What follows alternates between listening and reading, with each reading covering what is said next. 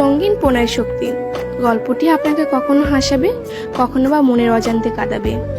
গল্পটি একতরফা ভালোবাসা, আকর্ষণ, সম্পর্কের জটিলতা, সুন্দর একটি বন্ধুমহল, নানাবিধ উপখ্যান নিয়ে রচিত হয়েছে। গল্পের প্রধান আকর্ষণ হলো জায়ান কৃতিক, যে চরিত্রটা পাঠিকাদের হৃদয়ে কোমল স্থানে জায়গা পেয়েছে। এই গল্পের মাধ্যমে প্রেমের বিভিন্ন দিক, অভিজ্ঞতা এবং সম্পর্কের জটিলতা তুলে ধরা হয়েছে।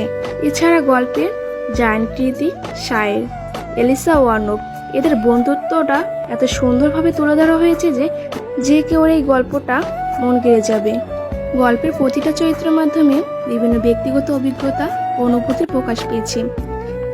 পৃথিবীর কোনে কঠিন মনের মানুষও যে কোন এক মেয়ের ভালোবাসা পাওয়ার আকাঙ্ক্ষায় পাগলামি চূড়ান্ত পর্যায়ে গিয়েও তাকে ভালোবাসতে পারে, তাই গল্প পড়ে বুঝবেন প্রেম কোনো নিয়ম বুঝে হয় নাকি, তা জায়ান কৃতিক প্রমাণ করে বুঝিয়েছেন।